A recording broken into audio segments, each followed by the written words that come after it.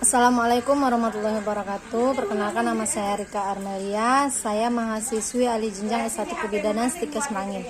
Pada kesempatan ini saya akan menyampaikan materi tentang klimakterium. Klimakterium adalah suatu jangka waktu di mana wanita menyesuaikan diri dengan menurunnya produksi hormon-hormon indung telur. Adapun fase klimakterium yaitu ada 4: premenopause, menopause, pasca menopause, oophoropause. Premenopause adalah masa 4-5 tahun sebelum menopause yang ditandai dengan adanya keluhan klimakterium dan perdarahan yang tidak teratur. Menopause adalah periode menstruasi spontan terakhir pada seorang wanita dan merupakan diagnosis yang ditegakkan secara retrospektif setelah amenorrhea selama 12 bulan. Ini terjadi dalam masa klimakterium pada usia sekitar 50 tahun.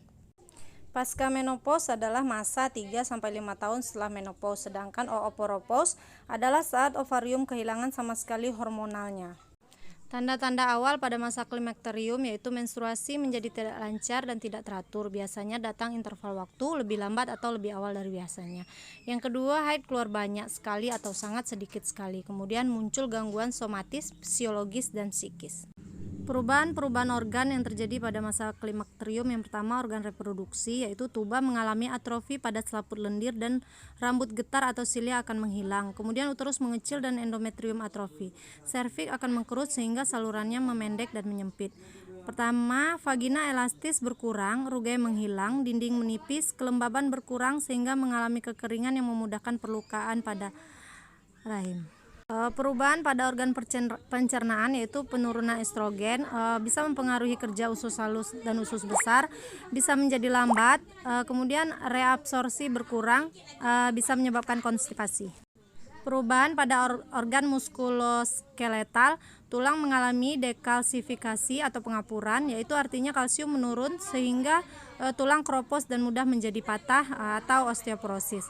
Peran estrogen di sini dia memiliki efek antiresorpsi pada tulang dan menekan aktivitas osteoklas.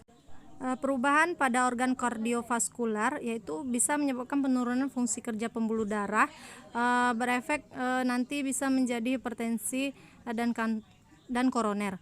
Kemudian hubungan emosi dengan sistem ini yaitu menimbulkan jantung mudah berdebar atau palpitasi. Perubahan yang terjadi pada kulit atau dermis yaitu terjadinya penyusutan generalista kolagen dari lapisan dermis kulit. Ini bisa mempengaruhi penurunan asam hyalurinik yang diperlukan untuk pengaturan lemak di bawah kulit. Reaksi-reaksi seorang wanita terhadap datangnya masa klimakterium. 1. Reaksi pasif, yaitu secara pasrah sang wanita menerima hal yang tidak dapat dielakkan lagi. Yang kedua, reaksi neurosis. Reaksi yang ditimbulkan oleh penolakan yang keras akan datangnya masa klimakterium, ditandai dengan timbulnya keluhan-keluhan seperti rasa cemas berlebihan, depresi berlebihan, dan sangat mudah tersinggung. Yang ketiga, reaksi hiperaktif, yaitu penolakan dengan seolah-olah mengabaikan datangnya masa klimakterium dengan cara mengalihkan perhatiannya pada pekerjaan dan hobi secara berlebihan. Yang keempat, reaksi adekuat, reaksi wajar yang diberikan oleh wanita yang memasuki masa klimakterium.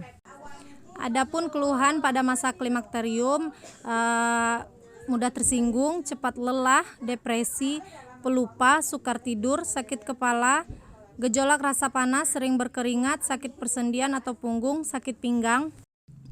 Gejala lain yaitu susah BAB, sering BAK, berat badan naik, nafsu seksual menurun, dan gangguan haid. Demikianlah materi tentang klimakterium. Lebih dan kurang saya mohon maaf. Assalamualaikum warahmatullahi wabarakatuh.